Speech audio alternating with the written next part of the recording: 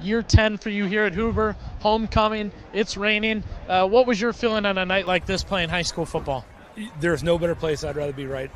This was high school football right here. This was awesome fan support, awesome homecoming. Our kids went out and fought hard against the opponent that gave everything they had. It was just a good win for us. It was a lot of fun. Thank you, Coach. Thank you. What an answer there, Kenny. Does it get much better than that? It's Friday night, homecoming. It rained for us to start the game. I think a little harder for me than for you. That's high school football. That's week 6 here in Stark County. Thank you, everybody, for joining us here on the Dan Brockers Import Automotive Saturday Morning Huddle. We're more than halfway through the high school football season. We're having a ton of fun. The rain's not my favorite thing, but it kind of hits you in that second quarter. It's like, hey, what a night. It's not freezing, it's raining, and we got great football in Stark County. So good morning. Yeah, bad weather 2 out of the last 3 weeks, but that's football. When you play outside, the elements are a factor in the game for the teams as well as us as sideline reporters, but we love it. It's our passion. We're up early with you here on a Saturday morning to bring you the huddle once again. And yeah, week 6, Billy, hard to believe. I said this on the air yesterday. I was packing for Oregon, and here it is, week 6 already, right? And that's where you got your nickname, Bunk Beds BB, when we were in Oregon for the kickoff classic with Massillon taking on NFL Europe. And now we're into Pac-7 play, EBC play, Federal League play, and we're starting to find out more and more about these high school football teams and who they really are. And we had some very good games last night and some not so good games last night, but we're here to break it down for everybody with coaches, with players, with highlights. This is what we do every Saturday morning. Yeah, we appreciate everybody tuning in. We are live on YouTube. We are live on Facebook. If you miss a segment, an interview, go back. You can rewatch anytime. You can also rewatch our YouTube game of the week last night, which was Glen Oak at Hoover. We'll get into that. That was a find a way to win. It's pouring. You got a Federal League matchup. Glen Oak brought it. They tried everything in the book to get on the board, and they finally did. They did everything in the book to keep that thing close, and they did. But eventually Hoover pulled away. We'll get into that one. As you said, Kenny, a stacked guest list today. Coach John DeMarco of Northwest will join us. I know he's got a special guest with him, so that'll be exciting. Coach Antonio Hall. McKinley just rattling off wins right now, rattling off deep ball touchdowns and wins. Coach DeGeorge, 60-piece for the Lake Blue Streaks last night. Coach Tim Goodman of the Alliance Aviators, they get their second win of the season. Seems they found a little bit of a groove on offense. And then for your game last night, Coach Jay Rohr will join us from the Jackson Polar Bears. And a late addition, Coach Chris Kappas will join us from the Lewisville Leopards. We're excited to have him and talk about a 1 point, not just a one score, a 1 point victory last night for the Lewisville Leopards as they take down Canton Central Catholic 7-6. Every game this season for Lewisville has been a one-score game, and they are back to 500. They've got 3 wins on the season. So congrats to the Leopards on that win last night. Congrats to Northwest on their win last night as we bring in our first guest of the day, Coach John DeMarco of the Northwest Indians. Coach, good morning. How are you? Good morning. Doing well this morning. How are you guys doing? Hey, we're great, Coach. Happy to have you with us again, and that usually means a victory for Northwest last night. You improved to 5-1 on the year, Coach. You beat Tuslaw handily 48-7. Before we get to your guest that you brought with us, just give us an overview of the dominating win last night. What went right for you guys? Well, it wasn't. I don't think it was as easy as the score indicates. We were able to make a couple of plays and get some scores, which really helped. Our defense stepped up and played, and we're able to keep them off the field a little bit and gave the offense an opportunity to make some plays. We still have some things that we need to work on and correct as we move along the season here, and we're trying to do that. But our playmakers were able to get them the ball, even in the conditions, and they're able to make some plays for us, so that was good. Coach, you guys have been pretty consistent winning-wise. Is your team different now that we're headed into week 7 than they were in week 1 or 2? Well, I think you're always trying to develop and try to find your identity. And we're going into the season with Parker Kraft being our leading ball carrier, losing him. And we lost one of our guys up front, Lincoln Garrett, who's really playing for us. And we kind of tailed off a little bit in the running game, and we're relying on the passing game a little bit more as the season has progressed. And Coach, that's what I love about you. You adjust not only to the elements in a game, but to a season based on small school. Losing key kids really affects the smaller schools more than the bigger schools. As a coach, how do you handle something like that? Is it a group meeting with your coaches to decide, okay, which direction do we go in? Do you talk to the kids? Because you've done a great job this year with that. Well, you kind of look and see what you were having success at doing, and you want to kind of build upon that. And yes, you discuss it with the other coaches and think what's the best direction to go. We thought once Parker went down that we're having some success in the passing game, and we thought we should concentrate on getting it to our playmakers outside a little bit more, and instead of running. All right, Coach, good opportunity here to introduce us to your special guest and maybe give us a little insight on why you wanted to bring him along today. Well, this is Luke Sopteline. He's a 2-year starter on both sides of the ball for us. He's playing offensive guard for us, and he's our guy up front, especially on the offense. He's our leader. He helps all the other 4 guys out there. We're still young. We're starting a sophomore and 2 juniors, and our other senior that's playing, Bradley Garber, is switching positions. So he does a great job of leading us, and he's just a great technician. He's one of the best offensive linemen I've been around. The way he plays on the field, and then his leadership just brings so much more to us. And then on the other side of the ball, he flips over and plays defense for us too. So he's been a 2-year, not just a 2-year starter, but a very, very good player for 2 years for us. What's it like playing in the trenches both ways? Fill us in. On offense side of the ball right now, we're doing a lot of passing, so it's not as much fun for me, I guess, right now. But on defense, it's nice to get after it. And when we get Parker back, we're hoping to ground and pound a little bit more, so that'll be fun. They always say unit, right, on that defense or offensive line. Does it feel like a unit, feel like a group for you guys? It definitely does. We're all so connected. And before the game, we're all talking with each other throughout the plays. We're trying to figure out what goes best for all of us, and just it's a good collective group on offensive and defensive side of the ball. And I would like to just add to that. Football, they always talk about what a team sport it is, but I don't know anybody who works more as a unit than that offensive line. And any level you're playing, whether it be high school or you're moving on up, the way our line is coming together, and a lot of it is because of the leadership that Luke brings and the way they feel about him. That means a lot, and I think forces them to raise their level of play up also. Luke, it's about time some of the big guys get some love, right? The coach brings you on. Yeah. It's everybody scoring touchdowns or throwing touchdowns. What's this mean to you? The coach said, hey, we want to bring you on because he appreciates what you, especially as well as your other members of that offensive and defensive line unit, bring to the game. It's nice to get some recognition. Big boys we don't always get the most love, but it's just, it's nice to show like my hard work paid off and stuff, but we got to keep working. Speaking of the big man getting some recognition, Coach, yeah. It's time to break this play down from last night. We got a little recognition for one of our big men last night. And here it is. You wanted me to make sure we showed this play and that we saw it, and I'm glad we did because a one-handed man touchdown, that might be an all-timer. Break this down for us, Coach, not just the play call, but everything we saw here.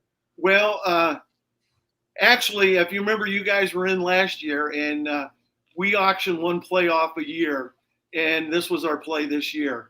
Was it really? Somebody wanted to see Colin Smith catch a football, and this was the play we went to. We tried to slide him in like he's a tackle, but he's an eligible receiver wearing a number, and he's uncovered. And what's amazing is he has a sore shoulder. That's the first time we've ever seen him raise his arm like that. And our receivers are doing a nice job, but we're told our receivers today we never seen anybody pull in a ball like he pulled it in right there. Maybe they can learn from him. We need to send this video to Odell Beckham Jr. That ranks right up there. That's a heck of a snag. Coach, triple teamed. Look at this. He doesn't even pretend like he's going to block. He knows the ball is coming to him. Yeah, he knows. He's got one thing, and I don't think he even realizes those guys are on him. He just sees that ball, and he knows this is probably his only opportunity. He definitely took advantage of it. And Coach, Chase Badger, he puts it the only place really where, Colin Smith could grab that one, and he's been on fire as of late. So much love to the big fella for making the great catch. But again, Chase Badger last night, 4 TD passes, 1 TD run. We had you last week in your win over Fairless. He's playing as well as anybody in Stark County right now. What's been the key to his success this season? Well, he's getting protected. We protected him real well the last 2 weeks. And, it starts with Luke up front, but when we protect him, he has time. They get comfortable back there. But we got a pretty good crew of receivers, and he's doing a great job of spreading the ball around to all of them, distributing the ball. And we try to spread the field and then spread the ball around. And I think it makes us kind of hard to defend. At least I like to think that. And he's just doing a nice job distributing and getting the ball, like he threw to Colin right there, getting the ball where they can make plays on it. And it was a nice soft touch that allowed Colin to go up and pull it in there. So he's been doing that. Coach, with the success that Chase has had, have you been able to maybe test him a little more, try some new things with him? We're always trying something new. And we always look at it. I see that this week. And when you have a little success, and it doesn't matter if it's in the running game, the throwing game, or what it is, but when you have a little bit of success, you see how teams are trying to defend you and things that might be open from there. So you're always trying to build upon what you have, regardless of what scheme you might be trying to run. Hey, Luke, are you going to be petitioning for that play maybe somewhere down the road this season of being that guy that goes out to grab that touchdown pass? I petitioned for fullback last year, got shut down a little bit, but, who knows about this year. He is really very athletic. He plays on our basketball team and does a nice job with his movement and all that. But he probably could be a nice H or fullback at some level, but we need him up front. He's just too valuable up there. But he could do a nice job there. And I know he sees that and would like to swing out the flats and catch a ball or two. I think he would be very effective at that. But, we got to use him where we got to use him. Luke, we want to give you an opportunity here. Football's a grind. You put in 4 years. And who in your life is helping this make this happen for you? Somebody that kind of supported you through all this. Both my parents and my older brother. My older brother, I've always watched him throughout, always growing up. He's always been 2 years older than me, so I got to watch him, and I've learned a lot from him. My dad, he loves the show. Got a picture with Kenny last week. There we go. He loves it. And, my mom's always been there right by my side the whole time, so all love to all. And Mom made the killer mac and cheese. Mom made the killer mac and cheese. Yep. Oh, I had 3 portions of that. I told her, and it's not a lie, I had 3 portions of that mac and cheese. Looks like you've had a few portions of it as well. No secret, I'm playing right guard, Oh, that's awesome. Well, tell them I said hello. Well, they're watching. Hello again. They're watching. Thanks for their loyalty to the Saturday Morning Huddle. And, guys, congratulations. Keep it rolling there at Northwest, Coach. We love watching you guys play, and we'll see you down the road, all right? Thank you. We look forward to any time we get an opportunity to see you guys. There they go, man. They're rolling, man. I love what Coach DeMarco, I mentioned when we had the game last week, Billy, AJ Sarbaugh and John DeMarco. The offensive play calling from those two is as good as you'll get, not just in Stark County, anywhere. And the creativity that John is using this year, he's taken a team that lost arguably its best player in Parker Kraft, running, right? And they haven't skipped a beat. In fact, the game they lost, they should have won, right? They lost in overtime, blew a late lead. Well, they've rebounded from that, put that in the rearview mirror. They're looking out the windshield, and they're winning football games. Completely agree. They're always a great conversation for us to have on the show to figure out what's going on with them. They've had a great year so far. So we do look forward, Kenny, to checking in with them as the season goes on. Still a long way to go. As you said, they jump into their conference play. And my dream, I think, is to eventually just have a playbook of those auctioned plays. How about that? A team only runs those auction plays. Hopefully Coach DeMarco can go long enough and run those auction plays. The big man touchdown, always fun to watch, right? Show it one more time, Billy, because this is sweet. This is a sweet play. And dare I say, Billy, this has got to be up there for the Marianne Donuts sweet play of the week. I know we're only 15 minutes into the show, but look at the big fella go up there and grab that with one hand, 6 foot, 295 pounds, puts on the number 25 jersey, so he's eligible as a tight end, and in triple coverage makes that play. So if that's not the Marianne Donut Sweet Play of the Week, I don't know what is. That was a great call and great execution. And I love to add one last thing here. I love that Chase Badger triple coverage just said, you know what, I don't, we're up big. I don't know if we'll get to do this again. Bam. I love it. That's what I would have done too. So fun stuff there. Kenny, I love it. Let's jump one guest to another. Okay. We love doing that. Coach Antonio Hall, the McKinley Bulldogs, a winner again. Coach, did Coach McDaniels ever draw something like that up for you? I only wish, I'm living vicariously through him right now. That's every big man's dream. So I'm glad he was able to make that a reality. God bless him. Coach, congratulations on another win, a big win, a huge Federal League win, battle for first place. I know it's early, but both you guys were undefeated in Fed play. You have to go on the road against a green team that gave you everything they had last year. You won by one. You go there and you get the win 26-17. What was the key last night? I think just consistency. Hats off to Green, their head coach, their players. We knew it was going to be a hell of a game. They're very complex on both sides of the ball, very well coached in all three phases of the ball. They did some things to us that we didn't see yet on film or from them. Ultimately, it was just staying consistent, sticking with what we do best and making plays at the end. Coach, you guys had that 12-0 lead early. Green kind of storms back. How do you get your team to kind of take a pause for a second and let them know you're the ones leading? You need to kind of take it forward.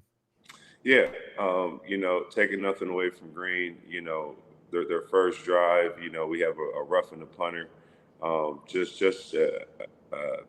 inexcusable mistake, and then we have a personal foul that drive. After that, inexcusable mistake puts them in great field position. They capitalize, and then on their next scoring drive, we have a big penalty that prolongs their drive, and so just had to tell them if we stop shooting ourselves in the foot and just play our football, we'll be fine. And I think at halftime we kind of just settled down, caught our breath, realized some of the wounds we were inflicted on ourselves. In the second half, we played a lot cleaner football. McKinley wins at 26-17. Nino Hill with 3 touchdowns, but Keith Quincy, 78-yard punt return for a touchdown. Mm-hmm. Coach, special teams.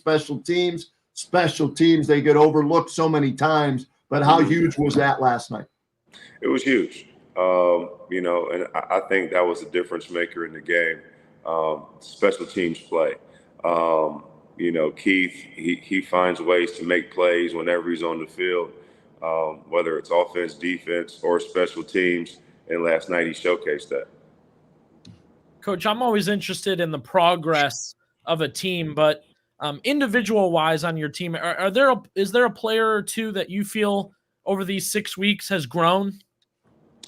We have a lot of young guys starting to emerge. I mean, that sophomore class we have, we knew was very talented. And they also have the right attitude. I mean, they're very good, but they also come to work every day. They take coaching. And so guys like Antonio Stevens, number 30, our starting middle linebacker, Shad Davis, number 6, our starting outside linebacker, Darius Hill, number 19, our starting slot wide receiver. I mean, those 3 guys have been tremendous over these past 3 weeks and just continue to get better week in and week out. Coach, we always try and be real with you, whether we're on the air, radio, here on the huddle, or in person, right? So I'm at our game last night, which was Jackson and Perry, and y'all put a whooping on Perry last week. And the conversation of McKinley came up, how good can they be this year? And I said, well, if they can clean up, as you pointed out, the self-inflicted wounds with the athleticism at all the key positions, they could be very good this year. And I saw your quote in the paper, the jury is still out. What do you need to do to make sure those self-inflicted wounds are at a minimum for the rest of this season so we can see the best of this McKinley team? Well, I think it's really out of my hands. It's really up to these seniors and the rest of the leaders in this locker room. hold each other accountable for the product we put on that field, and I put that in their lap yesterday. A coach can want it as much, a coach and staff can want it as much as he wants, but if we're not intentional day in and day out on what we're trying to accomplish, we'll never reach our maximum potential. And, the greatest teams are player-led. And, I'm waiting to see which one of my guys or which group of my guys are going to take reins of this team and take us to where we need to go. Coach, preparation-wise, we talk about this coach had his team ready to go. This coach did not have his team ready to go. What is it during the week that you guys do that makes you feel like you're ready to go on a Friday? Well, just, watching the intensity of practice, making sure that we're not going through the motions, that, we're practicing at the tempo that we're going to have on Friday nights. Execution, seeing week in and week out. Are we getting our assignments? Are we understanding the game plan and the details and nuances to execute the game plan? And focus, that Thursday and Friday leading up to the game. Are we, a lot of horseplay, messing around. I like us to be loose, but not too loose. And so, those are things that we focus on every week to make sure that on Friday nights when that ball is kicked, we're locked in and ready to play football. All right, Coach, 2 impressive Federal League wins in back-to-back weeks. It doesn't get any easier. You're at home. Hoover's playing good football right now, even though they lost one of their key players. They've adapted and seem to have an identity, and we're going to be doing that game. It will be, as I look at it, let's see here. Hoover is at McKinley. I'm looking up at my schedule of our 80th season of high school football here on WHBC. So what's the mindset going into the matchup against Hoover? We got to get better. This week is over. We got a 48-hour rule when they come in tomorrow for game films. It's about correction. It's about getting better, and it's about preparing ourselves. And the focus is always on ourselves. It's really not focused on who we play. It's, we want to focus on getting better on us. And if we continue to do that week in and week out, we'll put ourselves in a good position to be successful. Coach, we appreciate you jumping on with us. Bulldogs, a lot of fun to watch right now, and we'll continue to do so as the season goes on. So thank you again. Appreciate it, guys. Have a good one. All right, we'll see you this week, Coach. Yeah, looking forward to that game. It'll be our Altman Health Systems radio game of the week, Billy. And Federal League right now, taking a look at the standings, and we'll get to all the scores. And if you need to find out what your team did last night, look at the bottom of the screen there. We scroll them thanks to Brian Novak, our outstanding producer, WHBC Mix 94.1 Hammersmith post-game show. But right now in the Federal League, Billy, we'll just go with Federal League records, not overall records. Yeah. McKinley's 3-0 in the Fed. Green is 2-1 after losing to McKinley last night. And then you have Lake, Hoover, and Jackson all 1-1 in the Fed. Perry 1-2, and Glen Oak 0-3. So they were the undisputed champs last year, right, in the Federal League, McKinley, and they're defending their title right now, off to a very good start at 3-0. And as I look at my schedule here, the handy dandy, and if you haven't gotten yours yet, it's never too late. There it is, right? That the pocket schedule, WHBC Studios in the lobby. We have them for you. But as I pull it up and look at McKinley's remaining schedule, Billy, let's see, where are they at on this baby? There they are. So they've got Hoover, Lake, and Jackson as their final 3 games in the Fed. So it doesn't get any easier, and it's a well-balanced league. But right now, everybody is looking up at McKinley. Completely agree. The Pups are really, really fun to watch, Kenny. That high-flying offense, different athletes. Right. Keith Quincy's incredible to watch. Offense, defense, and as you said, special teams now, he's making a difference. Cam Montgomery seems not to have missed a beat as quarterback over there. And then, of course, we've known Nino Hill for 4 years now in Stark County. So he is making the difference there. We appreciate Coach Hall jumping on with us. If we could, jump real quick to my game last night, the Hoover Vikings finding their way a little bit, right? Trying to figure things out. They welcome in Glen Oak. Glen Oak, not trying to find their way, trying to find win number 1. Glen Oak tried everything. And offensively, they had some really good pop plays. Adrian Milk Burt carrying the ball plenty. They got him the ball at receiver. They got him the ball at running back. He's playing free safety right now, Kenny, to try and make some plays defensively. And you see, look, he's a playmaker. He can make plays. It's those third downs, those long third downs that the Glen Oak had kind of gotten into that caused trouble for them. Now we had a 7-7 game at halftime. So Glen Oak battling, you can see there, Adrian Burt throwing the ball around a little bit, get down to that goal line, and what do? Pop it right through with them. Making plays, keeping it close, 7-7 game at halftime. It's raining. Both teams are fumbling the ball constantly. However, Hoover kind of locked in, right? They stuck to their game plan. Everybody carried the ball. They got the ball to, I think Bob Jeffries said 6 different ball carriers by the end of this game. So, Cole Remliak, who plays middle linebackers, getting carries. They've got 3 different running backs they're giving it to. The quarterback Collins is carrying it. And on a slippery, rainy night to start, I would say into the second quarter, it was still raining pretty good. Hoover locked in, found a way to get it done. And once they've got that lead, they kind of ran away with it.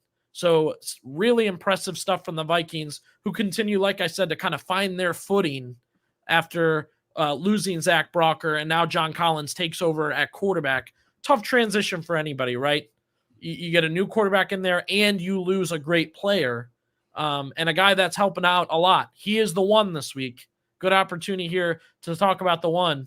A.J. Dolph, Kenny, the senior running back for Hoover, 22 carries, 149 yards, and a touchdown last night. And like I said, they needed him. They needed that consistency. And when that game felt a little too close, to be able to get into that second half, get their offensive line to buckle down a little bit, and a guy like Dolph to go playmaking.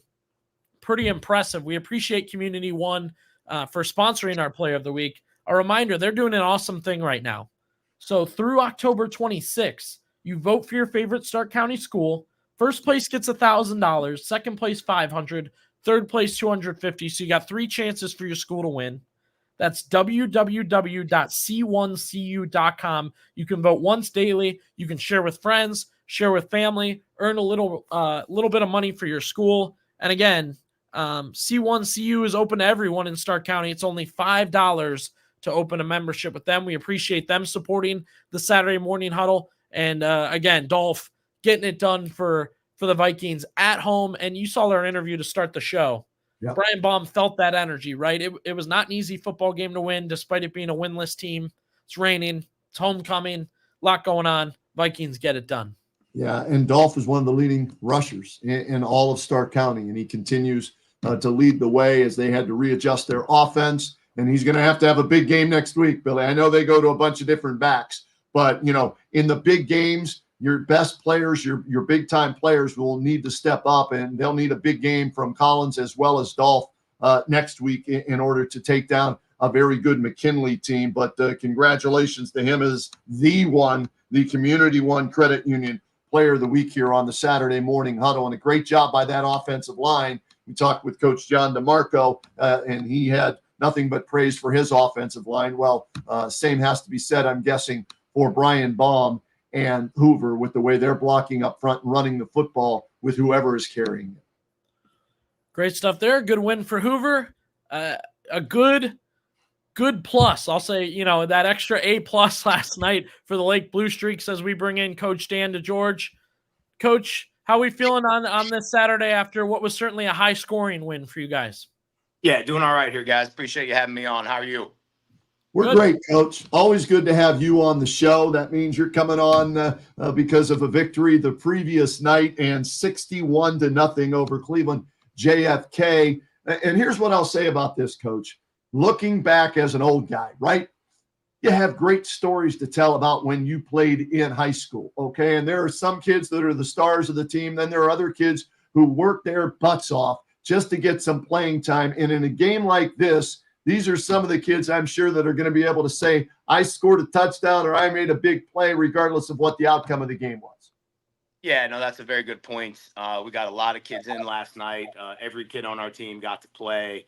So that was one of the positives. We also were able to rest a few kids that were battling some injuries. So if you're looking for positives out of a game like that, there are a few there. You don't get tested. I don't know how much better we got last night playing that game, but we had to get through it. It was on our schedule, and we did. We did what we should have done in that game. So, yeah, you can take some positives for it out of it, but as you mentioned, some kids getting some playing time is huge. One of the hardest things about being a head coach is you don't get to play every single kid because you love all these kids that are on your team. You want them all to play, but that's not how it works out typically on Friday nights. And last night we were able to do that, so that was good. Coach, the Federal League, as competitive as ever this year. You've gotten a couple games in, but what are you seeing overall from the league right now? Yeah, it's sort of panning out exactly how I thought it would, where any team can beat any other team on any given night. I said that early on, and you saw that last night. McKinley ended up beating Green, but Green had his chances as well. Jackson got after Perry.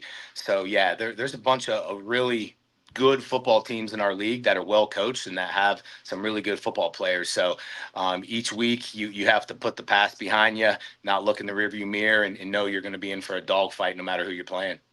All right, Coach, let's talk about your quarterback position because you've been rotating guys for most of the season. I don't know, from what I've read and what I've seen online, it seems like you're leaning more towards tied to George. Your son is the quarterback, and you've moved Quire out to wide receiver, and he's playing defense. Take us through the process of that, and how is that working out? Yeah, a couple weeks ago, we decided to flip those guys. Ty had been playing free safety and some wide receiver and some quarterback for us. Well, Alex was primarily playing quarterback, and we did some good things. We won some games. It was sort of a process for us to figure out how to get our best players on the field the most. Past 2 weeks, Alex has played free safety for us, has done a great job there, caught a long touchdown pass last night at receiver. So Alex is a very athletic kid, good quarterback as well. We put Ty at quarterback the last couple weeks just to get him some more reps. We'll continue to move forward with that going into this week. But Alex could go back there in a heartbeat, as could Ty go back to safety in a heartbeat. We're just trying to find ways to win football games. We do the same thing at linebacker and guard and receiver. We've had 2 pretty good weeks. We scored some points, but we know that our opponents are going to get a lot tougher over the next couple weeks for sure.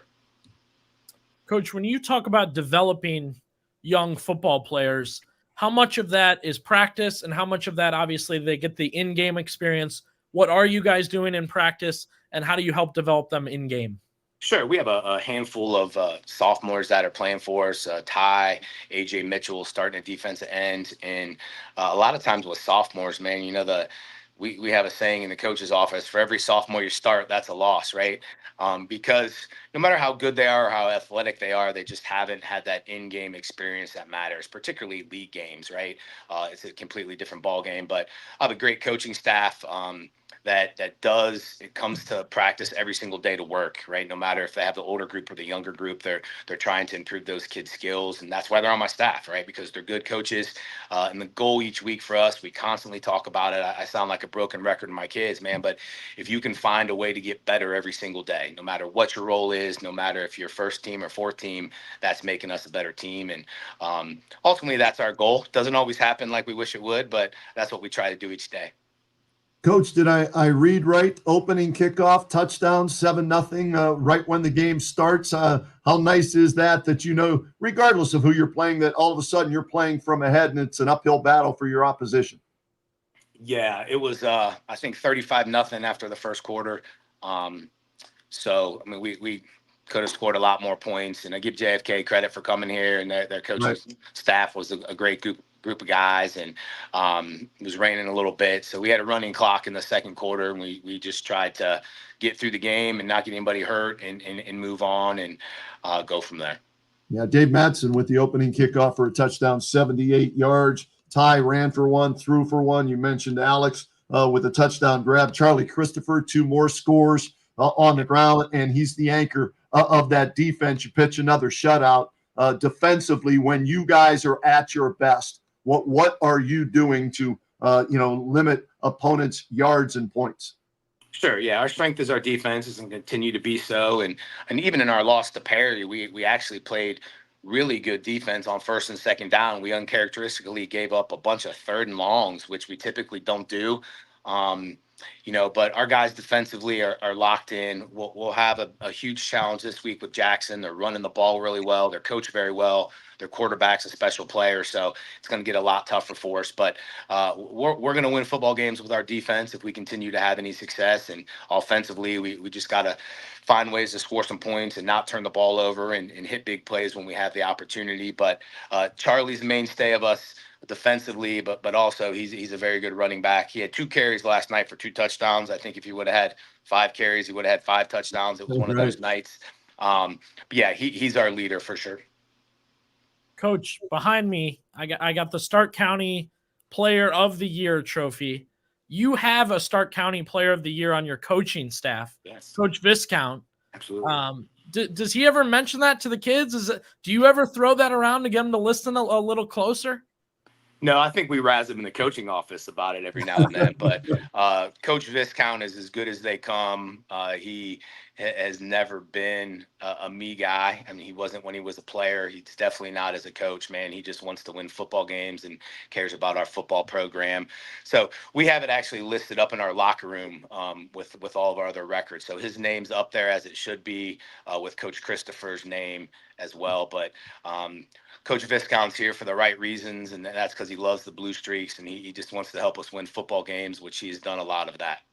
All right, you mentioned you're playing Jackson next week. We did their game last night. Very physical up front. Jay Rohr is preaching physicality. It's the way he played. It's the way he coaches.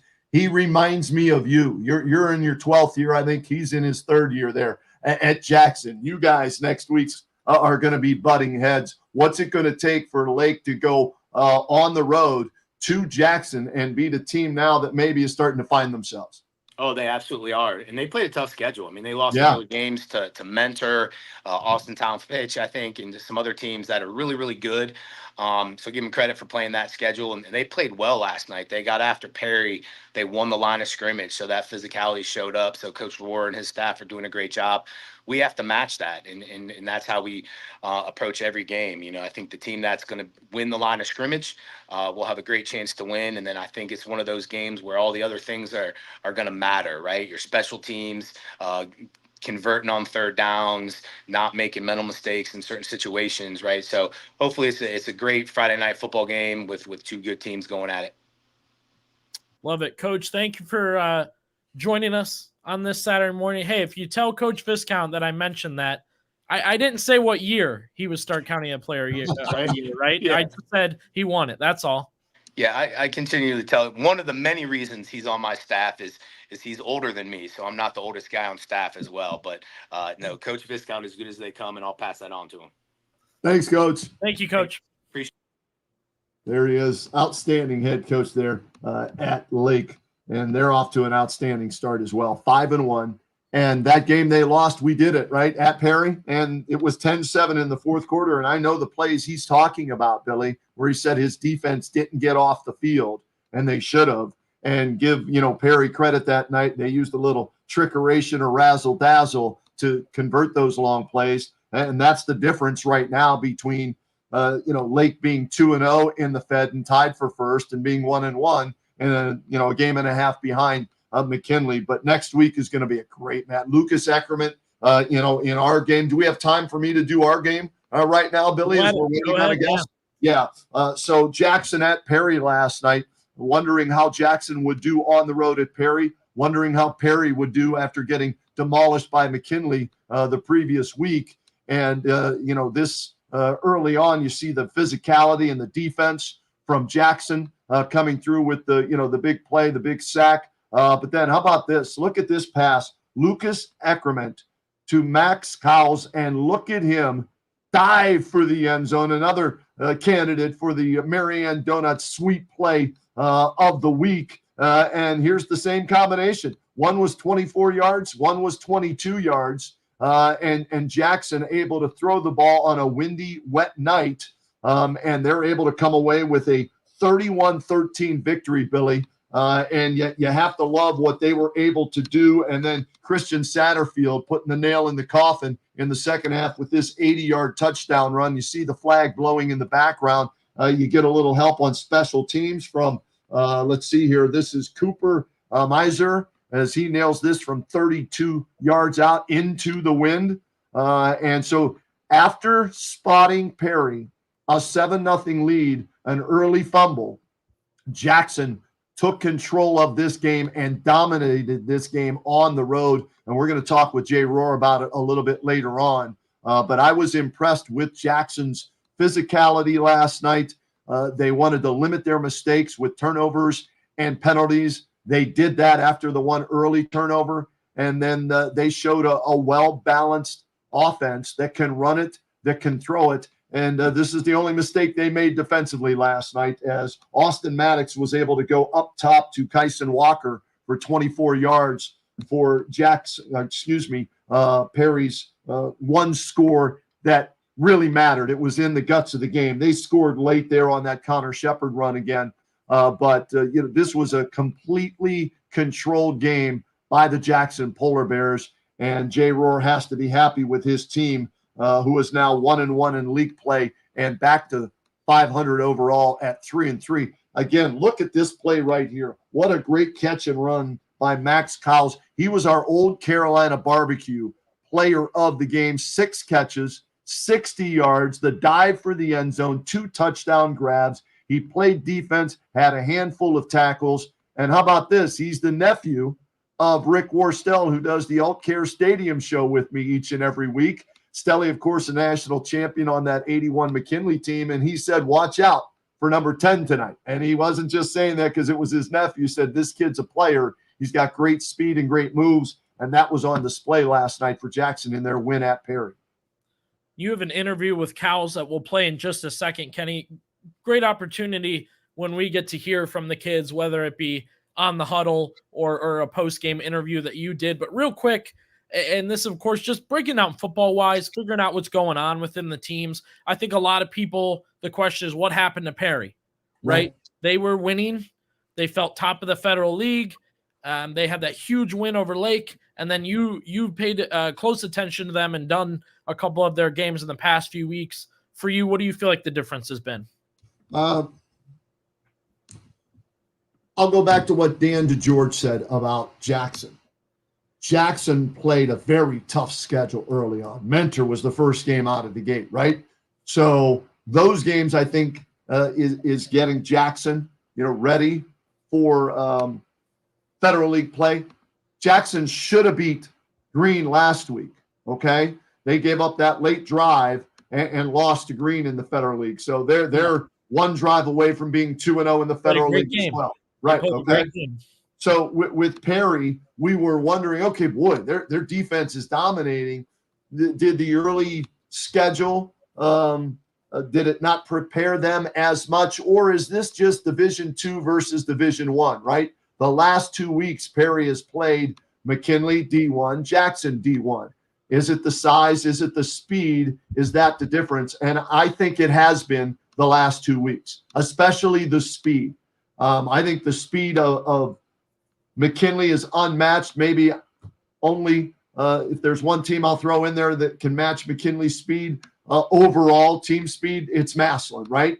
But Jackson is very close as well. And I think that's the one thing maybe that has been the difference the last 2 games from Perry, having to deal with the speed of those 2 teams. And both teams are pretty physical as well. So Perry for a Division II school, and when the Division II playoffs roll around, Billy, then these games should prepare them for the D2 talent that they'll face in the playoffs. You talk about good-looking jersey matchups, good-looking jersey aesthetic. I mentioned last week Massillon and St. Ed's looked good. Yeah. Lake and Jackson, I'm going to go on that. There's no way that comes out looking pretty. I don't care what combo. I don't care white, blue on purple on yellow on, you gotta those are great jerseys together playing each other. No. It's a no-go. It's easier for the quarterbacks to recognize who they need to throw the ball to. Okay, that's all that matters. I mean, why did the Paul Brown pick orange? It was an easy color to see, whether it was snowing, raining, or on a clear night. That's why he went with the orange and brown. Did you know that? No. So, whatever helps your quarterback. And in this case, hey, Lucas Eckerman won't have a problem knowing who he needs to throw to, nor will Ty DeGeorge. So you and your, I like the mixture of many colors. It presents a pretty picture overall, I think. Hey, a great color that I've loved for many years is that Alliance blue. As we welcome in our next guest now of the Alliance Aviators, we got Coach Goodman and two special guests with him. Coach, good morning. Feel free to introduce the guys with you. Hey, good morning. Thanks for having us on. Over here to my left, I have J.R. Jackson, our quarterback and cornerback. And then over here to my right is Brady White, who is our starting receiver and starting safety. Thanks for getting up with us, fellas. Coach, thanks for bringing some players, and we'll get to them in a second. But I want to get to your game last night, the final Alliance 20, Salem 16, and EBC matchup. What was the key to getting a win and going 1-0 in conference play? Yeah, the key was just staying resilient. Keep taking one play at a time. No matter what kind of adversity we're struck with, just keep playing. And it came down to 3 seconds left and about 2 chain links that decided that game. So credit to our kids for playing hard for 4 quarters and coming out and doing whatever it takes to get the win. Fill us in on those final seconds. What happened there, Coach? Because we didn't see anything in the paper, and we were doing a different game last night. That's fine. Yeah, we scored with about a little over 2 minutes to go. We got a little too excited and got hit with an unsportsmanlike celebration. You can see Brady looking over at JR. I won't tell you who did it, but anyway, gave him pretty decent field position. And then our defense got him to 4th down, and their quarterback made a heck of a play. Salem's got a really tough quarterback, Cletus Monroy, who runs hard and broke about 4 or 5 tackles. So he didn't want to lose the game. And then from there, we get a couple stops. He scrambles on 4th down, and we tackle him by the sideline. And as a player was cramped, there was 3 seconds left. We started looking, and we go, he looks a little short. So they bring the chains out, and then, like I said, it's about 3 or 4 chain links that he was short, and we got to stop, got off the field, and got to get in the best formation in football, victory formation. Love to hear it, Coach. JR, let's start with you. It's been a different kind of season for you. You started off not playing quarterback. Now you're doing quarterback. Coach, talk to us about your mentality. What were you kind of thinking as this season went along, and you've done a lot of different things for this team? I'm just thinking positive throughout the season. Obviously started at receiver because I played receiver last year and we had Brendan Zerbrook. Going into this year, I still wanted to play receiver, and I trusted my friend Bo, who started at quarterback. Season got a little tough for him, so I had his back when the season went on. I moved to quarterback, and I was just staying positive. I'd like to thank my team. They stayed on me. They believed in me heavy. Coach, sounds like a leader right there just with that answer. How happy are you with not only his play on the field, but in the huddle, in practice, on the sidelines? Yeah, 100%. Both these guys sitting next to me are 2 or 4 captains. So you're only going to be as good as your leadership, and it's a player-driven team. No matter what year it is. So these guys and the way they respond and the way they lead by example and their work ethic, I mean, it speaks for themselves. So, yeah, whenever you got one of your captains back there as the play caller, it's always going to lead to success. Brady, for you, you guys got off to a tough start. Was there something you guys were saying either to each other or to the younger guys between the players that you guys kind of talked about to keep this thing going in the right direction? Well, as being one of the 3 seniors on the team, I knew that getting the underclassmen on board was key to success. So after the first, 3 hard weeks against 3 really solid teams, I knew that if we could get the underclassmen to lock in and to play up to varsity level football, that we would be fine. Brady, what did you like most about last night's win? I liked the feel of the game. It was close. It was a battle. Being out there next to my brothers on the field, every play mattered. Came down to the wire. Great plays, great defensive stops, just all around great game. JR, for you last night, you were 11 of 13 passing, 206 yards. You also had 28 rushing yards. You're in the pocket. You're back to pass. How do you decide when it's time to go and when you got to kind of stay back there and make a move? It just all kind of depends. Sometimes Salem was sending a lot of linebackers. It was hard for my line to pick up sometimes. So I just had to stay composed back in the pocket. But if they get in my face, I just have to get out and keep my eyes upfield and look for my receivers. We need Deshaun Watson to do that, Coach. The Browns, you got to make better decisions back there, right? Yeah, I'll link him and JR up, and JR can give him a few pointers as long as the contract. Coach, for you, keeping the train on the tracks, I guess, right after a tough start. How tough was it? Or maybe it wasn't as tough, even though you only have 3 seniors, but spreading the word and then the fruits of your labor pay off in an EBC win last night. Yeah. I mean, all credit goes to our kids. It'd be really easy to throw the towel in and call it a year and move on to next season or next year. But our kids never did that. We had a rough start to the year, but every week of practice, we've been getting better and better and better. And they just keep believing in the process. And, that's something Coach Johnson and I were talking about yesterday. That's kind of the benefit of the EBC. It's strange that we don't start league play till week 6.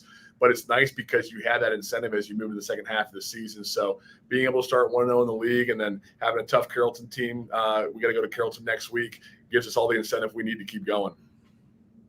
Guys, I want to ask both you, and we'll start with Brady. Is there something that could happen that could get Coach to get an unsportsmanlike conduct, get him a little excited on the sideline? Yesterday, towards the end of the game on defense, I thought he was going to get one. The way he was on the sideline yelling around, getting us hyped up and ready to play defense, and get that big stop to finish the game off and get the win. I think if he could see like us not locked in, that might get him going and get an unsportsmanlike conduct. Yeah, I agree with Brady about the same thing. Coach Goodman really gets us fired up, and he wants us to play hard on defense, also offense. But like we said, defense usually wins the game. And guys, let me ask you: as that game's going, it's close, it's late. There's a lot going on. We're talking about spot of the ball and things kind of changing quickly. What do you notice about Coach when he's still talking with you guys during those moments?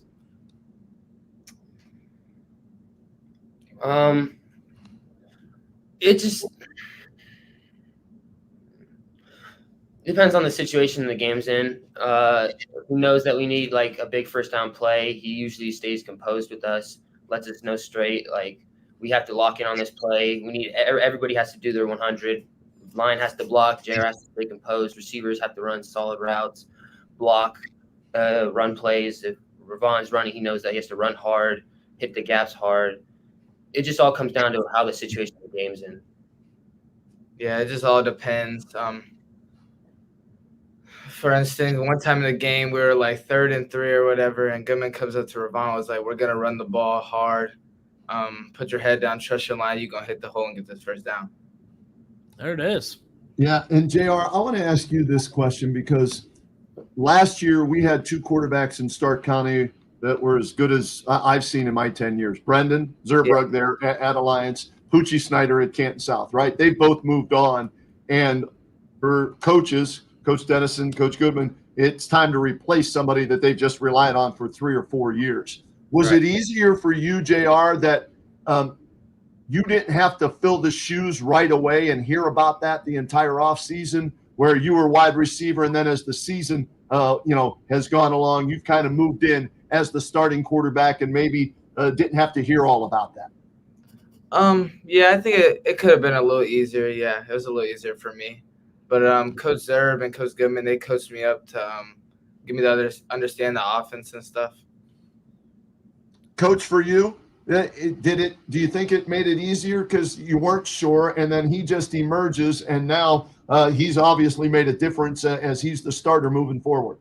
Yeah, I think JR would have been fine either way, to be honest with you. JR's a competitor, JR's a gamer.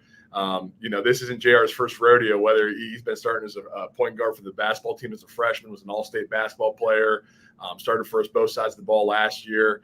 JR's ready to compete no matter what. If it's a Friday night or he's playing a pickup game in his backyard with his dad, I'm sure he's ready to go. So I think JR would have been fine either way. And Coach, is this year 5 at Alliance? Is that correct? This is year 4. Year 4. Still young in your coaching career, but something you would have told yourself back in year 1 that you've learned? Just be prepared for everything and anything, because you never know what's going to happen on a day-to-day, minute-to-minute basis, a play-to-play basis. Just stay on your toes, be ready, and then just something you're always going to do is just trust in your guys, because you got to put your trust in your guys and let them go out and compete, and let them make plays and let them make you look good, like these two guys did last night for me on what was it, 4th and 8 or something like that. They made me look good with a 39-yard touchdown pass. That's outstanding. And BB, I think you're right. That powder blue and the red and white, the colors from Alliance, the Aviators, that's pretty sweet there, Coach. We like that. So keep up the good work on the field and looking good as well when you join us here on the Huddle. Yeah, thanks, guys. Appreciate you having us on. Thanks, fellas. Good win for them last night, Billy. EBC play, like you said, it's weird. It doesn't start till week 6, right? You've got some teams that have played 3 conference games or league games already in other conferences or leagues, and they're just getting started. But like he said, the positive of that, even though it's strange, is that, okay, we should be battle tested by the time league play starts. And they get a win over Salem last night, 20-16. And as you mentioned, J.R. Jackson, 11 of 13, efficient as all get out, 206 yards, a touchdown pass as he connected on that touchdown pass with Brady, and then 28 yards on the ground as well. He's that dual threat quarterback that they like to have there at Alliance. At Colorado, Kenny, Coach Prime, on the jersey, they do C for captain, A for athlete, and I think it's D for dog. He's a dog. They got to get that G for gamer. Slap that on the jersey there. I think that would look good, and that's a heck of a nickname to get, kind of a way to describe you as a player, to be a gamer.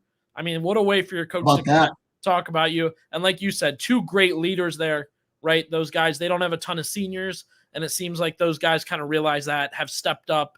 And look, tough transition. As you talked about, that Zerbrug shadow looms a little bit, and you're not the starting quarterback at first. And here we are, 2 wins with you at quarterback, and you're deemed a gamer by a quality head coach. So you'll love to hear that. Good opportunity here, Kenny. Right. We still have a couple coaches coming up. Hopefully we'll hear from Jay Rohr and Chris Kappas coming up here in a few minutes. We had 2 really good candidates this week. Really tough to decide for the Marianne Donuts sweet play of the week. I mean, these plays were very, very sweet. But we talked earlier. What do you think? Well, let's show both, and then we'll pick the winner. Or could we have the co-plays of the week for the first time since we started the Saturday Morning Huddle Marianne Donuts sweet plays of the week? Right? So show them both here, and I think they're worthy. Both of them are worthy, and this is the big man touchdown, right, Billy? Look at this triple coverage. One-handed grab there for Northwest in their win by Colin Smith, the big man. He normally wears 52. He throws the 25 jersey on over top of his pads and his uniform jersey. And this was Billy, that's as sweet as it gets, right? But wait till you see the next one. Look at the big fella, 295 going up high and hauling that in. So that's one of the, possibilities. And then Max Coles here, when the game was still in doubt in the first half between Perry and Jackson, look at the zigging and the zagging and the dive, maintaining the football, and then the pose to the Jackson faithful who made the journey on a wet, windy, rainy night at Keith Wakefield Stadium. And here's the finish. Look at that. From about the 3-yard line, he goes airborne. He was our Old Carolina Barbecue player of the game in that one. So, it's a tough call because they're both worthy of the Marianne Donuts play of the week.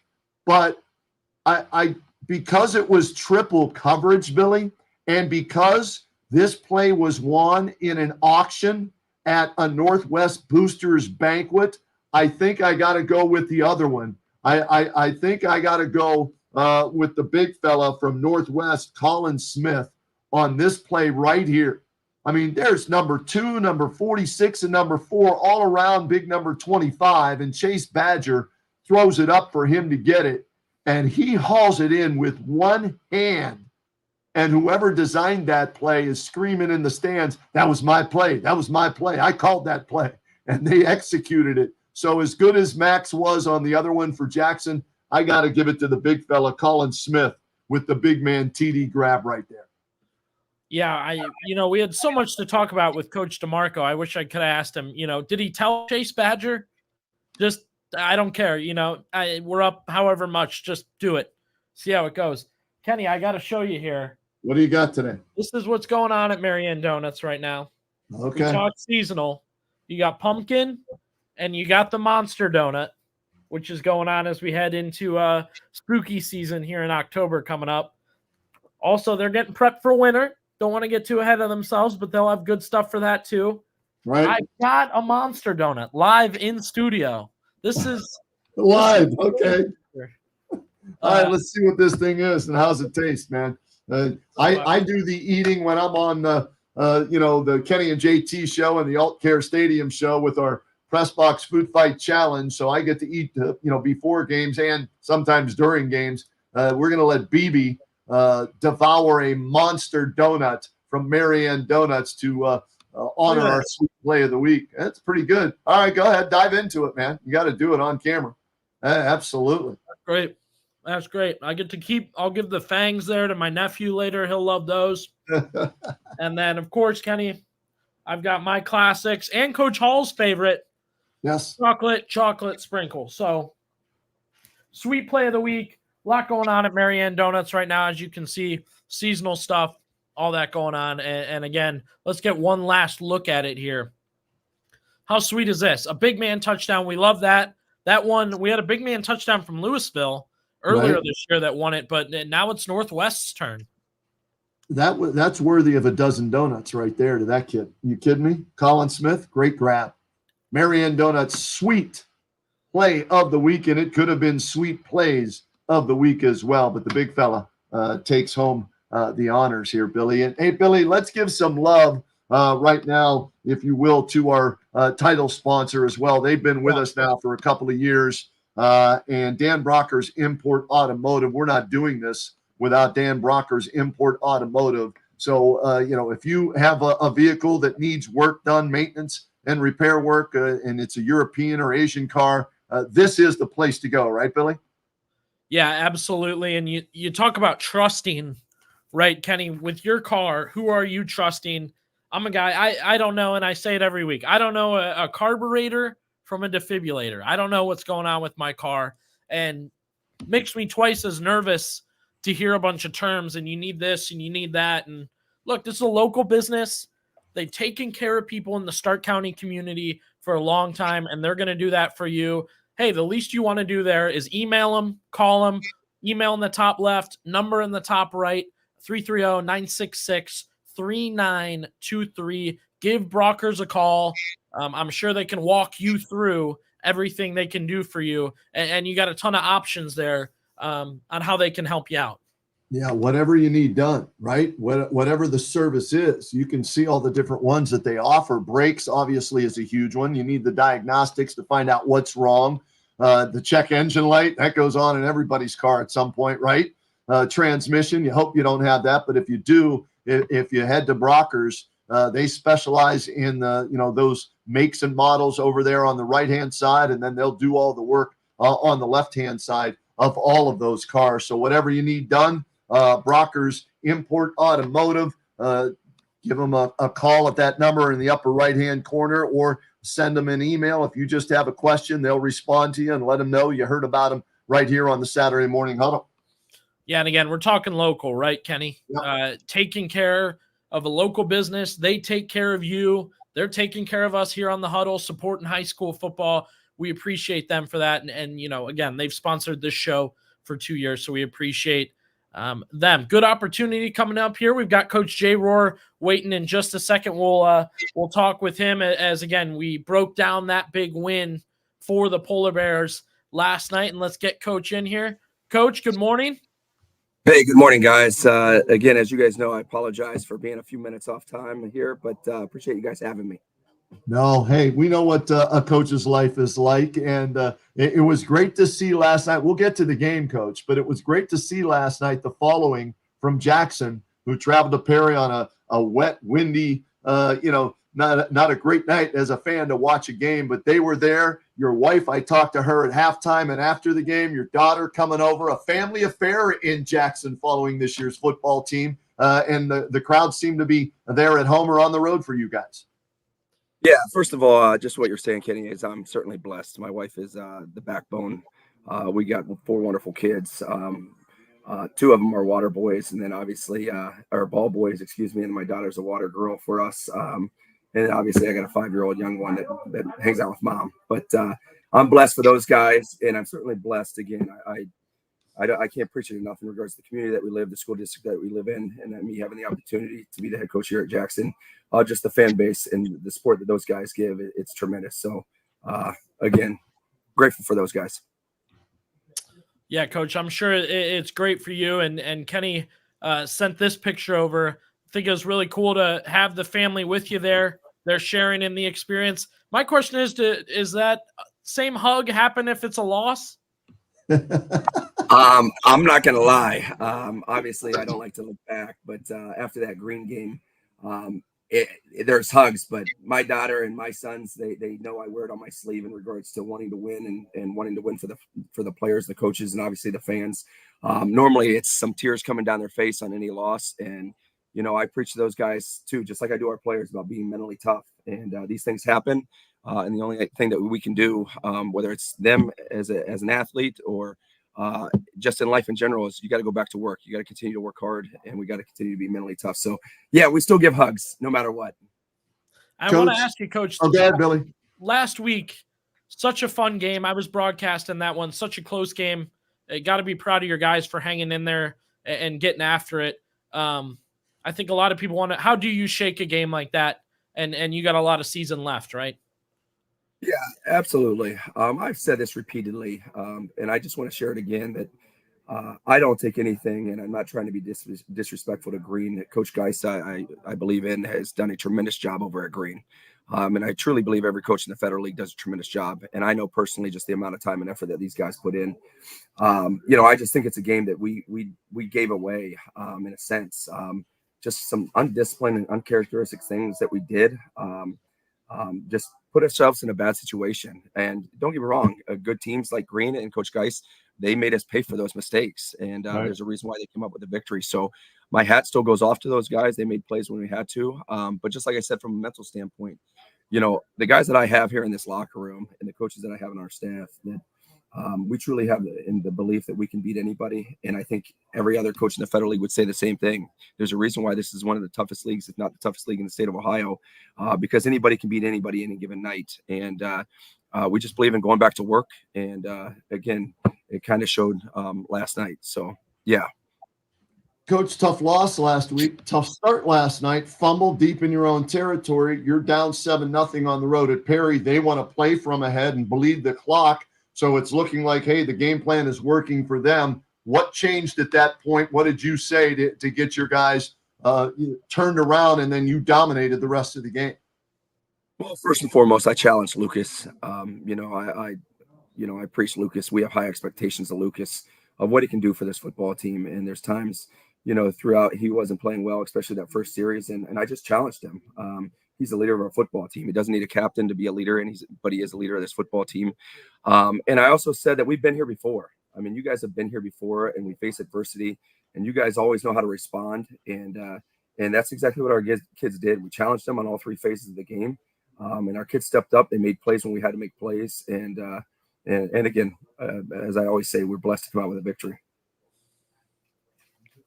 And Coach, one of the plays that we've been looking at a lot today, Max Cowell's playmaker for you last night, right? What did you see from him? There's always a big belief in Max. He's fast and he's shifty. Again, I think the weather played a part. We knew we weren't going to be able to throw the ball extremely, downfield, vertical, just because of the rain, the wind. But we knew at the end of the day, between our 2 running backs, really all 3 running backs, and then our receivers, we have to get the ball in our playmakers' hands, whether it's short, whether it is somewhat vertical. And we did that with Max. We just got the ball in his hands. Something that we take pride in, and for the first time it really showed last night, is even the guys in the perimeter blocking. And guys were blocking downfield. And again, Max was just able to make plays. Coach, look at this play, though. Right, left, and then the dive from about the 3-yard line. That's a pretty impressive athletic play, isn't it? It is. But I'm going to tell you this. Again, these are things that we see. From an outsider's perspective, you guys personally and other teams really didn't have the opportunity to see him because, to be transparent, Max would have been a player for us a year ago, but he broke his collarbone in the Hoban scrimmage. But these are things that we see in practice. These are things that we saw last year. And hopefully it's something that, we continue to move forward, that we, again, utilize Max to get the ball in his hands in space and let him, again, go use his shiftiness and those skills and that speed to go make plays. Coach, does that change a game plan going forward after Max has a game like that? I mean, obviously you guys have seen what he can do, but is there an urgency maybe to get him the ball more? A little bit. I think, again, everything that we do is continue to try to be more balanced. Whether it's running the football, as you guys saw last night, we had a great, our offensive line, our tight ends did a great job blocking. We had 2, 100-yard rushers. I don't know the last time, we've done that or anybody's done that against Perry and their defense. But again, it's just working to keep the game balanced and keep the defense off balance, right? Having playmakers like Kalando and Max and even Kuntz as a threat out there, Keegan Stanley, like I said, at tight end, and then the 2/3-headed monster in the backfield. It makes us more versatile and makes those guys, again, keep them off their toes. So whatever we can do to keep it balanced and keep the defense guessing, that's exactly what we're going to do.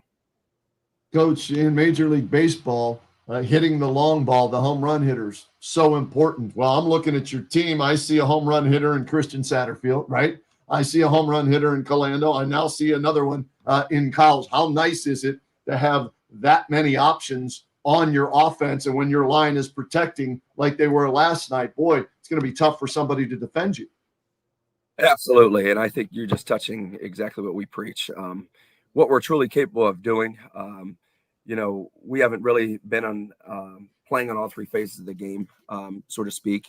But we know what our offense is capable of doing from that end. With the playmakers that we have, we also know that you have to score points. You have to score points in this league and in this era of football. You got to be able to put the ball in the end zone. And when you have playmakers like that, it certainly makes it a lot easier.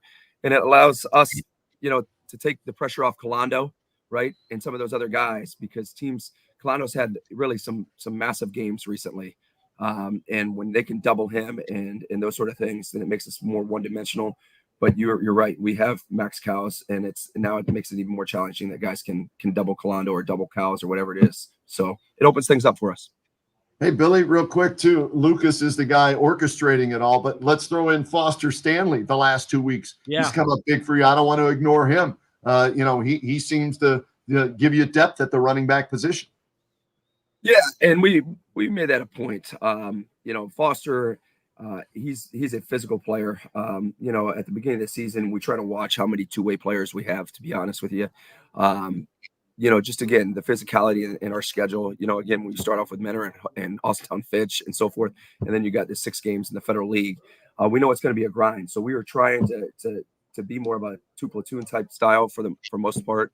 But Foster really came to us and said, Coach, I think I can help us running the football.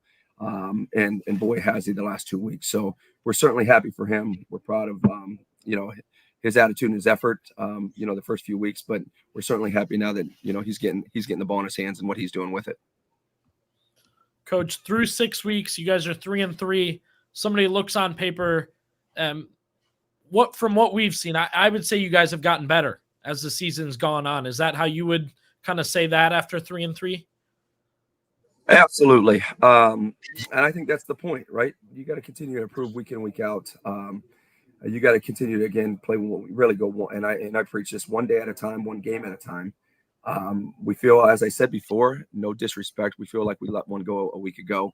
And our kids are hungry. Again, they don't like to lose. And there's no such thing as a moral victory. We've had a tough schedule. For me personally, I challenge the kids in regards to discipline. I wear that loss last week on my shoulders.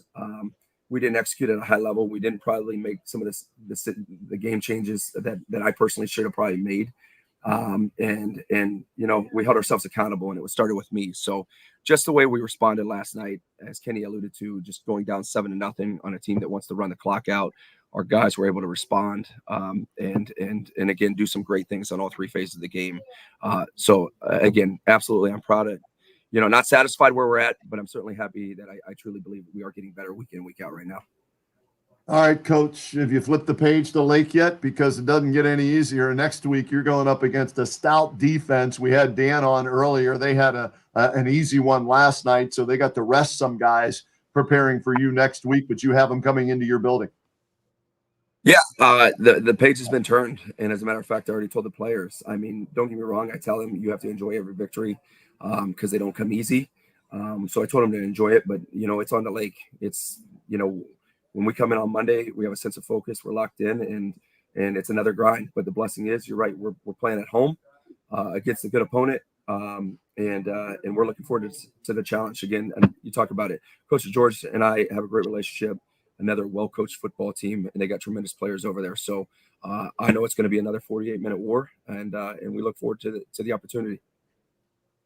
Coach, thank you for joining us this morning. We're excited to see that matchup next week. Have enjoyed watching you guys so far, and we'll continue to do so this season. So thanks for waking up with us.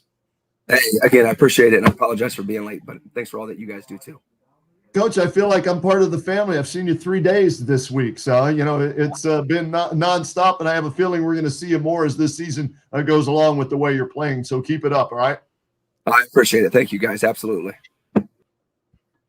Doing a heck of a job, right? Former player there, number retired, takes over as the head coach, brings in a new offensive coordinator with Bedry Bartlewill coming in, and maybe that offense needed some time to learn that.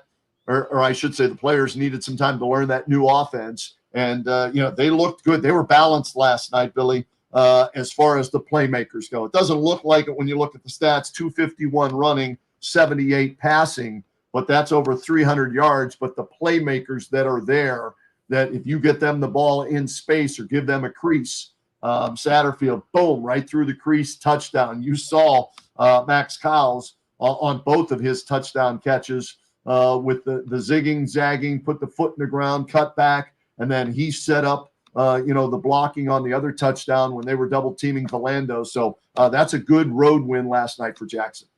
No doubt about it. Another good win last night for the Lewisville Leopards. Yes. As we bring in our final guest of the show, Coach Chris Kappas. Coach, 1 point made the difference last night, but a win is a win, and I'm sure it has that feeling to it, right? Yeah, we'll take wins however we can get them around here. But yeah, I was proud of the kids to finally win a close game. All three of our losses have been one-score games, and to finally kind of felt like as a program that's one more level to get over a hump of winning a one-score game and finding a way to win. Coach, it sucks to lose those close games, one-score losses, but being in so many, how much do you think that helped maybe last night getting you the victory? Yeah, we have experience in that situation, and just for our guys to keep battling like they have all year, and then get a chance to come out on top, and we tried our best to give it away at the end, but we'll take it. Coach, your game last night, a great example, a great teaching lesson for special teams. They missed an extra point, and you guys end up blocking that late field goal, correct? Yeah, it was kind of a bad snap on the extra point that we might have had it blocked anyways. But yeah, that was big on that one, and then to get the field goal block there was huge. So special teams was a big part of it, and then we ended up getting a punt blocked late in the game. We kept our offense in the field and just did a quarterback kind of pooch punt, and that kind of backfired on us, and they got the ball back at midfield with 30 seconds left. So that was another one we had to overcome there late. Owen DiMarzio, 52-yard touchdown run, over 100 yards for you, leading that offense along with Tadel Jancic, your quarterback. Let's talk about Owen and what he means to your offense. Well, Owen's a home run hitter, and it's only a matter of time where he can get through, and once he gets in the open, no one's going to catch him. So we struggled running the ball. They had a good plan up front. We were down 2 starting offensive linemen last night. So, we knew it was going to be a little tougher to get the ball running, but, he was bottled up on that play and just found a way to sweep through and get in the open. And that was the difference in the game. But he made a lot of really, really tough runs to gain, 3-4 yards on some plays where they had him wrapped up in the backfield and just give us the ability to keep the chains moving. Coach, how much did being at home help in a game like that? I think it was big. We had a decent crowd for the weather that was coming through there early. But just, the comfort of being at home and it's always good to get wins at home too. So, our guys are really, we didn't win a game at home last year. So it's starting to be an advantage now to play at home. Coach, what is the difference? What were you, 1-9 last year, and now you've already won 3 games. You're 3-3. You're 500. I know you have to come in and establish things, but what has been the difference from last year to this year to this point? I just think our culture has been truly laid out, and the foundation has been established. We're still building every single week. But our kids, we had the full off season to really get this team close, for the seniors to really take grasp and hold up the standard and drive the culture. Cause any good team's going to be player driven. And, we've laid out the roadmap for these guys, and they're finally taking the wheel and steering the ship. And it's been fun to watch and been fun to be a part of and watch these guys grow and we got some really good younger classes coming, and it's going in a really good direction. And all credit to the seniors and the offseason that they had, and the way they're taking this thing right now. And Coach, I got to mention, we've had both your opponents. We've been at games. People have mentioned they've seen the turnaround. They've seen the great things you guys have been doing. How does that recognition kind of feel? Almost respect from the other coaches and other programs. It's good to hear that, the work that our players have put in is getting recognized. And, it's credit to those guys for the work they put in and how they uphold the standard and the expectations that we have for them. And, and the way they play hard and never give up and understanding situational football and just all the little things that is just a huge difference from last year. And, it is always great to hear it from your opposing coaches that they notice the work that our guys are doing and taking steps forward. All right, Coach. So how do you build off of this going to Canfield next week? Well, it's going to be another physical opponent going into a place with great tradition, who's playing good football. And they got some really good players over there, and we just got to keep grinding away, keep chipping away every day to get better. And the thing I love about our team right now is right now is the kind of time of year where it's really, there's got a lot of guys bumps and bruises and banged up. But our guys are really coming out hungry every single day. And we had our best week of practice of the year last week. And, whether we didn't play our best game, but I think it at the end of the day, our kids are really trying to get better every single day.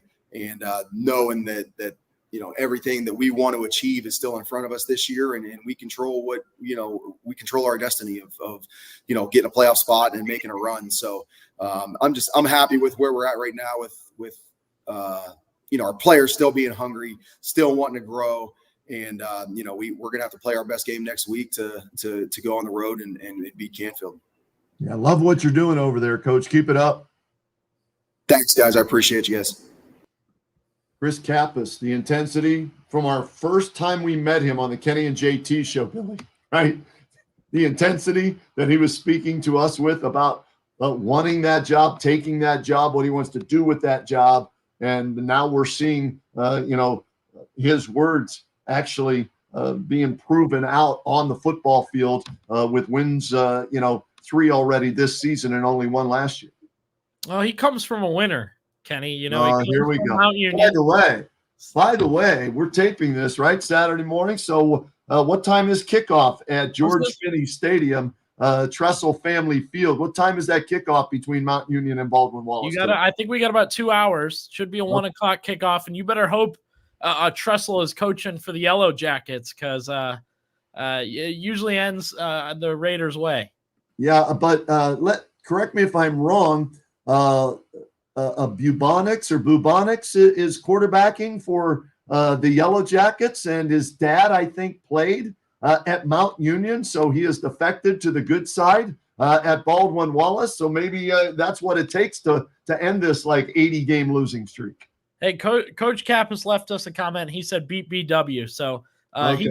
he knows the vibe on this Saturday morning. He won last night, and he knows who's going to win today.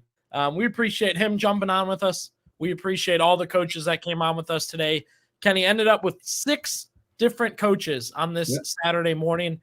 So when you tune in with us, that's the kind of thing you can look forward to. Coach DeMarco, Coach Antonio Hall, Coach DeGeorge, Coach Goodman, Coach Rohr, and of course, Coach Kappas just jumped on with us. So six guests today. And we had 3 players live with us this morning. And while we have time before we get out of here, Billy, let's add one more player into the mix.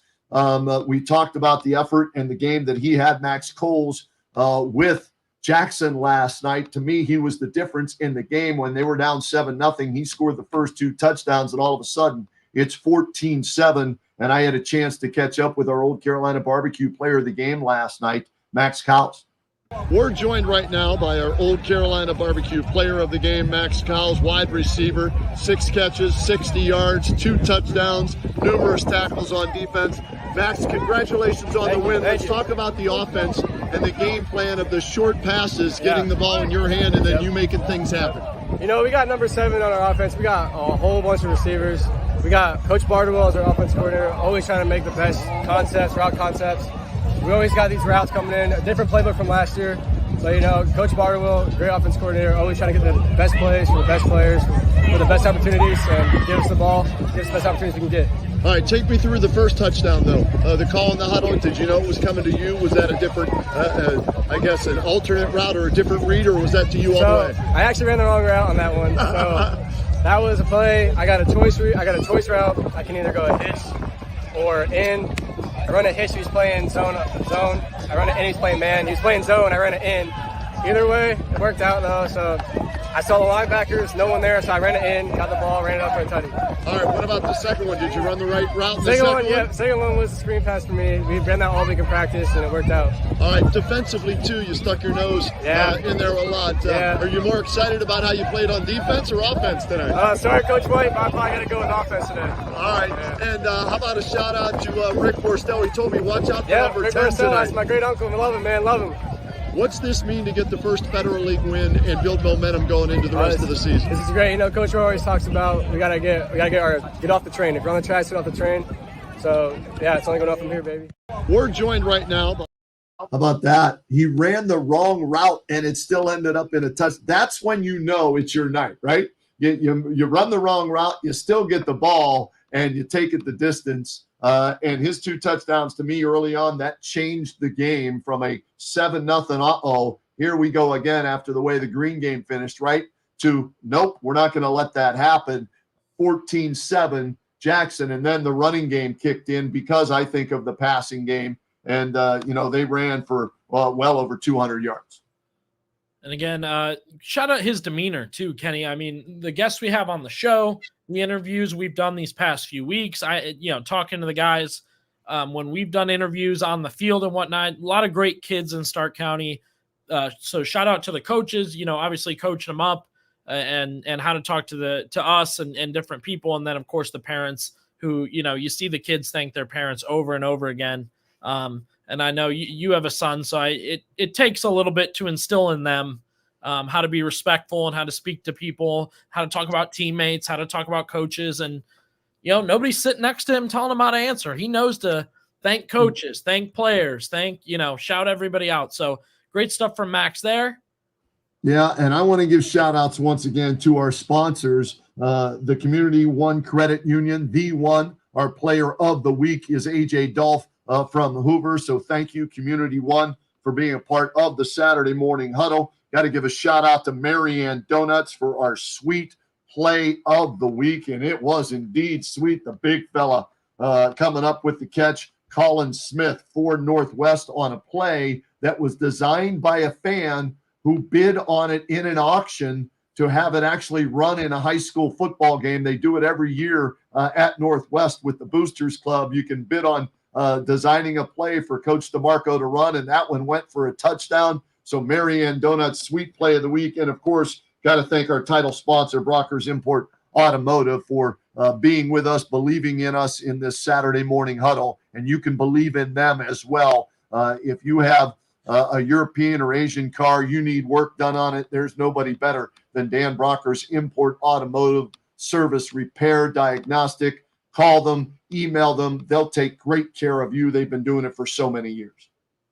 Kenny, great show today. Again, thank you to our guests. Appreciate everybody who tunes in on these Saturdays. A reminder, WHBCsports.com, getting your schedule for our games, where we're broadcasting, who we're broadcasting when. We've had some people ask. You can re-listen to the radio or stream game. I get those up Monday morning while I'm doing Canton's Morning News. So I'll say Monday by 10 a.m. you can tune in on those games. YouTube, you want to watch our player of the week, have at it. It's up on the YouTube right now. You're already probably watching us on YouTube or Facebook. So go over and check that out. Kenny, great show. We'll see you next week on the Huddle, huh?